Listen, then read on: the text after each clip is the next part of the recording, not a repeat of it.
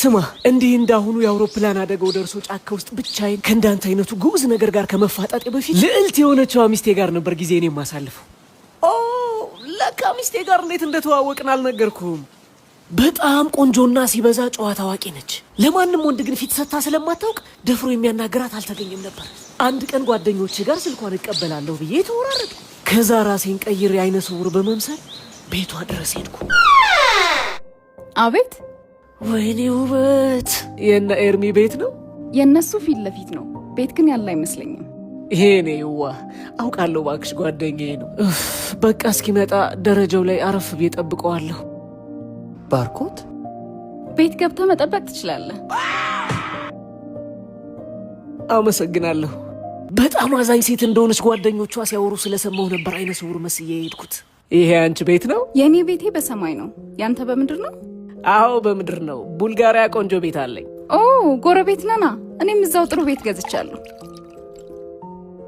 አሁን ቤቴ በሰማይ ነው ስትይ አልነበር እንዴ? የአንዳንድ ድርጅት አሰራር እኮ በምድርም ቤት እንዲኖር ያስገድዳል። ምን ቢያደርግ ነው ባክሽ ይሄን ያህል ያስገደደሽ? የሊዝ ክፍያውን ራሱ ጨርሶ በየዓመቱ የሚከፈል የሊዝ ክፍያ የሌለበትን ቤት ሲያቀርብልህ ከመግዛት ውጭ አማራጭ አለ? ኧረ ውበት ስለ ላዛኛ እንጂ ስለ ሊዝ ሲያወራ አያምርበትም። ለምን ወጣ ብለን ላዛኛ አልጋብዝሽም?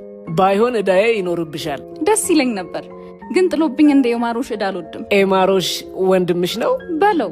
ቤቱን የሸጠልኝ ድርጅት ነው። የባንክ ዕዳ የሚባለውን በስም ብቻ ነው የሚያውቀው። ለዛ ነው ህጋዊና አስተማማኝ ካርታ ገዢዎች ሙሉ ለሙሉ ሲከፍሉ የሚያስረክበው። እና ባርኮት ምን አገባው? እንዴት ነው አሁን ስልክሽን የምቀበለው? ነው ወንድምሽ ማለት ነው? ለዛውም የእናት ልጅ። እርፍ! ኧረ ርዕስ ቀይሪ።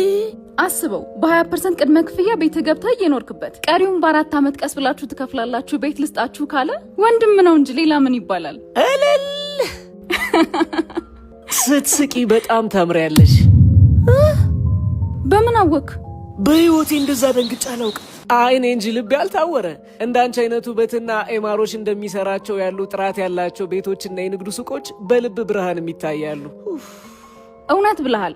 ቡልጋሪያ ጎሮና ቤተል ሰርተው አስረክበዋል። ልደታ ሰጂዳ ቢዝነስ ሴንተር ላይ ከትመዋል። በፒያሳ ሰባራ ባቡር፣ ሶማሌ ተራ፣ ጀሞና አየር ጤና ደግሞ እየገነቡ ነው። ዋው! ስልካቸው እንድትሰጪኝ ስልክሽን በወስድስ?